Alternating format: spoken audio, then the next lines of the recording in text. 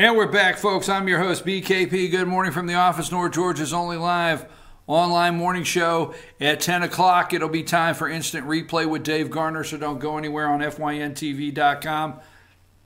Excuse me.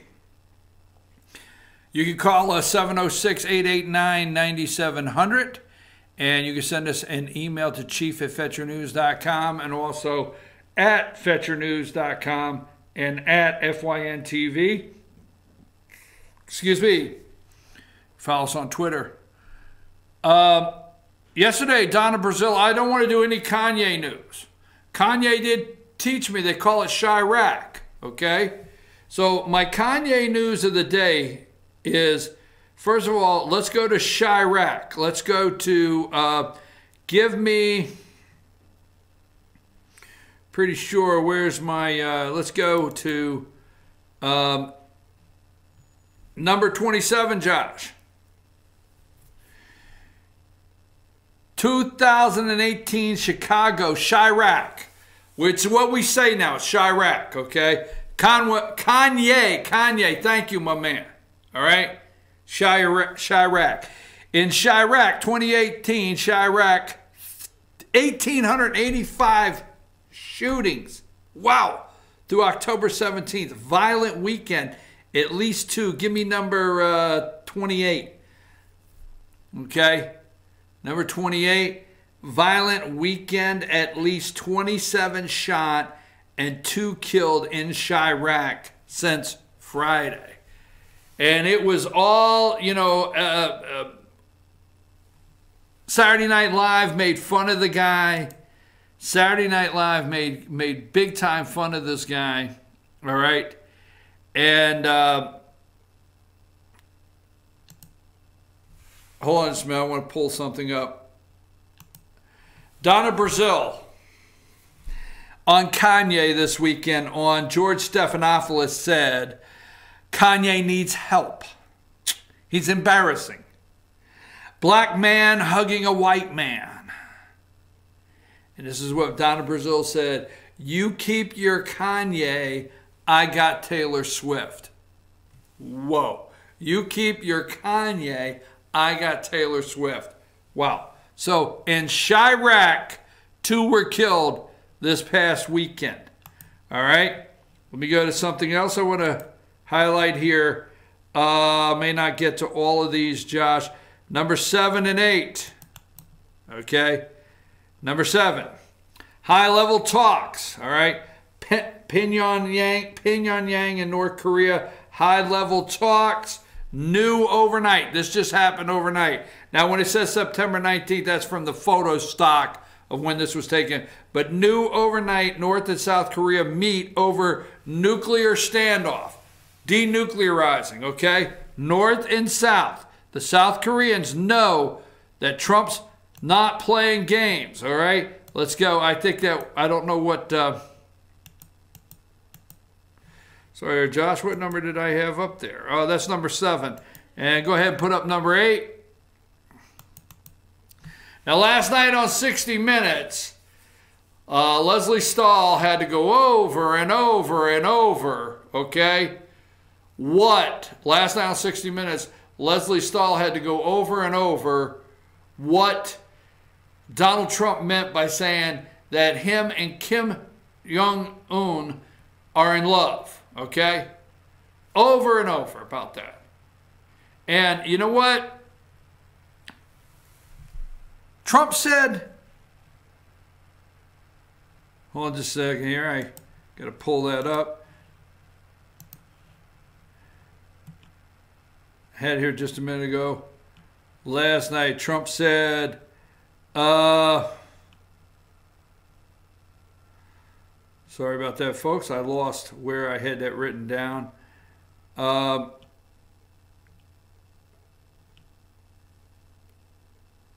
Let it be whatever it is to get the job done. Their heads are spinning off. I'm not going into all the 60-minute interview because the left are chopping that up, trying to make it look bad. MSNBC called him a baby all morning. But right there was no reporting today on what high-level talks happened overnight between North Korea and South Korea concerning denuclearization. It's moving forward. And all they could do last night, Leslie Stahl and the rest of them, is, attack the president for saying that Kim Jong-un and him, hey, he loved the guy.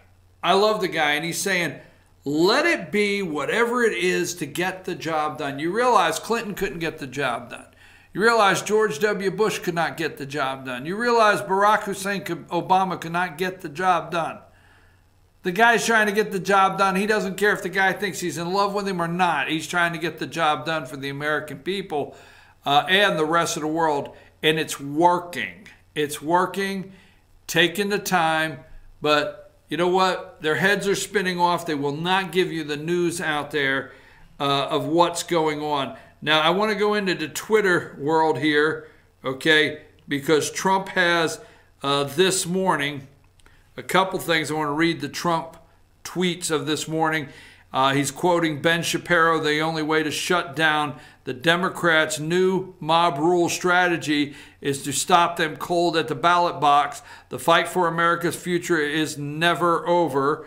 An hour ago, President Trump said, the crowd at my rallies are far bigger than they have ever been before, including the 2016 election. Never an empty seat in these large venues. Many thousands of people watching, screens outside. Enthusiasm and spirit is through the roof. Something big is happening. Watch. Okay. And the president tweeted out an hour ago, saying that he will be in Florida and Georgia today. He's not coming to Georgia for a campaign stop, so I did not ask for an interview. Will be leaving for Florida and Georgia with the First Lady to tour the hurricane damage and visit with FEMA, first responders, and law enforcement. Maximum effort is taking place. Everyone is working very hard. Worst hit in 50 years. Let me say something that you will be caught off guard. I wouldn't even say these things where Obama is concerned, okay? When disaster hits, you got to let the people get in, the response team, and do what they have to do. You don't want the president there that day. Now, there may be times when you want to see if you can get the president in, but you don't want the president there that day. And I'll tell you why. Because a presidential visit takes so much prep work up front, okay, by Secret Service, so much entourage, so many vehicles, so many things have to happen security-wise for a presidential visit anywhere. So when a president visits somewhere, a disaster zone, he only hinders the relief efforts. He actually hurts things by going. So it's best that they advise the president that things are stabilized before the visit. So I would say that no matter who's in the Oval Office, no matter if you don't agree or not, the visit has to be coordinated when, okay? It has to be coordinated when it's the right time to go in with first responders there. So we'll be leaving for Florida and Georgia with the First Lady to tour hurricane damage and visit with FEMA, first responders, and law enforcement. Maximum effort is taking place. Everyone is working very hard. Worst hit in 50 years in this area. Now, here's the one of interest to me. Just spoke to King of Saudi Arabia. All right, the Donald has spoke to the King of Saudi Arabia, who denies any knowledge of whatever may have happened to our Saudi Arabian citizen. He said that they are working closely with Turkey to find answer. I am immediately sending our Secretary of State to meet the king. So Pompeo's on his way to Saudi Arabia right now to meet with the king. All right. Also from the Twitter deck, we were all hearing Hillary Clinton, and Hillary Clinton says Bill Clinton's affair was not an abuse of power. He didn't have to step down. So who else but C. Kirkula, is that how you do that? Whatever. All right, I gotta get your handle down here on Twitter. But at FYNTV, replied to Hillary Clinton saying that Bill Clinton's affair was not an abuse of power. Bill Clinton abused his power from governor's office to the White House with his abuse of women. Hillary was delusional then and still is regarding her husband's sexual abuse of women, including rape. This tells you how immoral both of them were and continue to be. She is corrupt and unhinged. That is at FYNTV right there, at FYNTV. So let's see what else I have on the list. Hillary Clinton, civility can start again when Democrats take the House. Now, Real Clear Politics. There's one article. I'm not going to get to everything.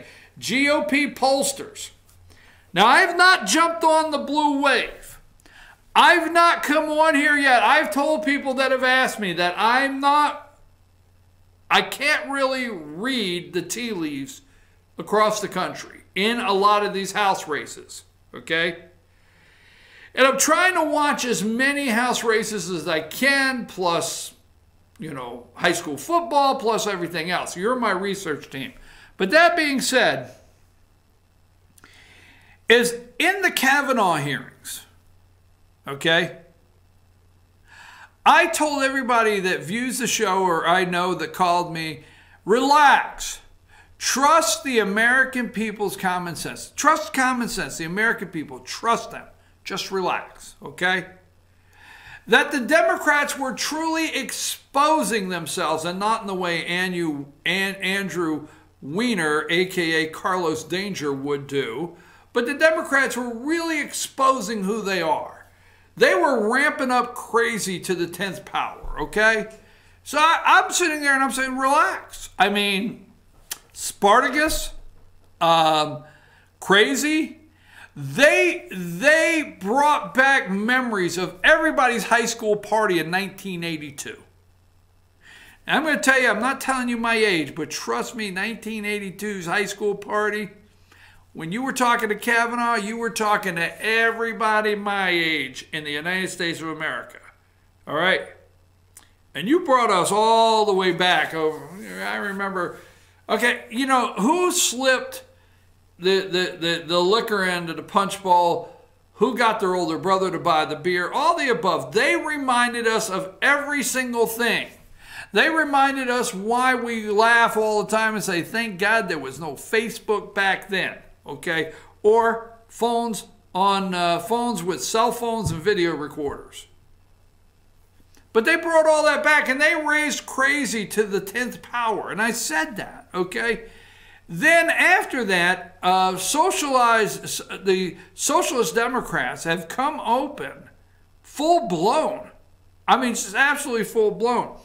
That now, most reporting say there'll be a pretty big gain for Republicans in the Senate.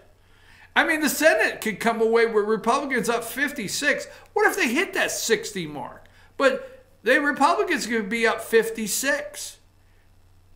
And then when Joe Manchin wins West Virginia, they can have another Republican. That's my prediction after the election. But the Senate's going to be high numbers of Republicans. You just wait and see. But the thing is if the president is doing well, okay, his approval rating, and I think I have that here. And where's it at? Where's it at? Where's it at? Go to number 16. In August, okay, Trump's approval rating it increases. In August, it was 36%, and now in October, it's 41%. Now, let me tell you, it's much higher than that. Much higher. All right? I was down at Apple Festival Saturday, and everybody that came by that had a Trump hat, Trump t-shirt, or anything that said Trump, I stopped them. Say, hey, come over here, come over here. And when they came over to talk, I said, hey, do you answer the phone when pollsters call? Oh, I don't talk to anybody. I'm not fighting with them. I don't talk to anybody. Okay? There's an enormous amount in the polls, okay? So when you're reading the polls, I am telling you, this is my belief. There's an enormous amount that don't want to talk, okay? Because in order to get your GPS to work on your phone, you have to have your location device on. So people know where you're at all the time. And they call you. And we read every day where Facebook is logging all of this stuff, you know, data on us. And Google's logging data on us. And we are in a major time. There's a difficult time in this country right now with trusting the data that's going out about us individually. And I'm telling you, a lot of people do not want to talk about certain things over the telephone, okay? There's probably more jokes and not knowing who's listening. So I'm telling you right now, a lot of people do not want to talk. I, for one, do not believe the polling is accurate. So I think this 41 is much higher is my belief. Now, that being said, okay, I believe that when they go and they pull a lever for a Republican senator, okay, they may pull the lever right under there for the House of Representatives wherever they may live. I believe that. I also believe that women are going to be able to think for themselves, much like Kanye has been able to think for himself. Jim Brown's been able to think for himself, okay? And the mind control, or I think women are smarter than that. They're not manipulated. I'm just saying that. I don't know. I may have just gotten in trouble, but I really believe that women are not going to be manipulated with these. They're going to understand the truth and the magnitude. I don't think women want to associate themselves. There's a group that does, but I don't think most women want to associate themselves with crazy to the 10th power. I don't think so, okay? And let me say this with all due respect of getting in trouble. Women that maybe don't want to carry a gun may not want to defend themselves, as sexist as this may sound, but they probably don't want Stacey Abrams to bring somebody in here to take their husband's right to defend them away. I know, chivalry is dead. But I don't think women are going to fall for this at all. I don't think so.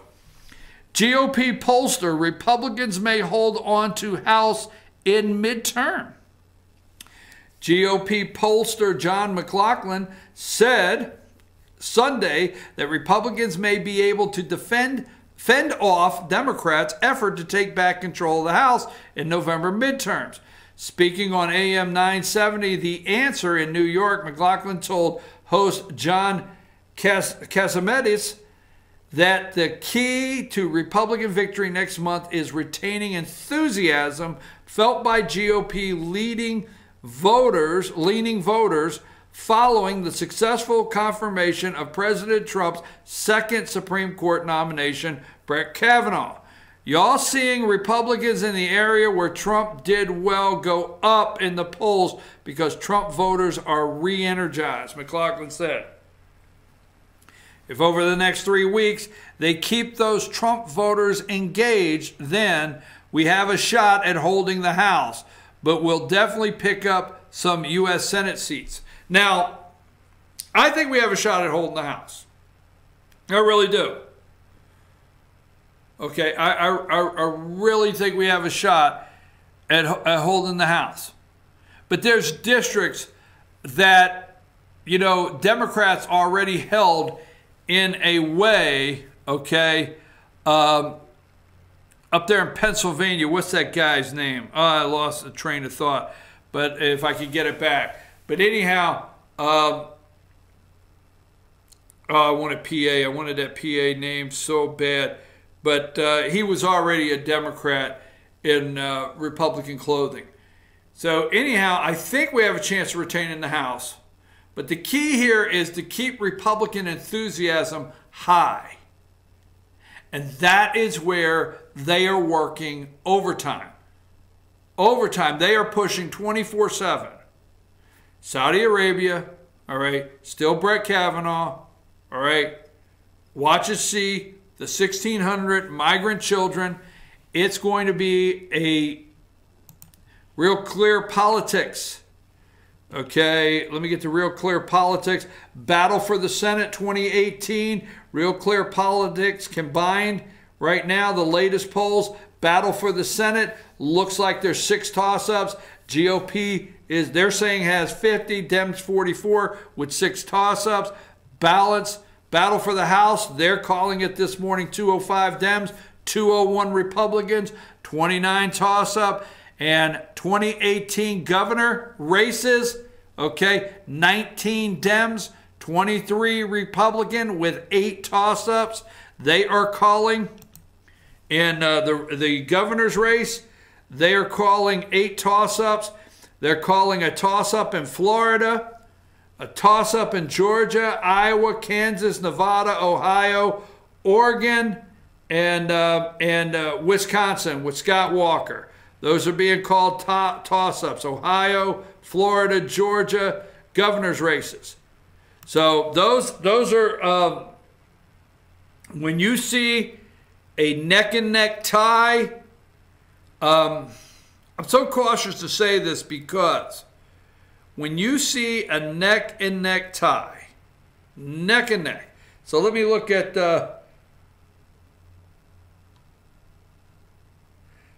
polls.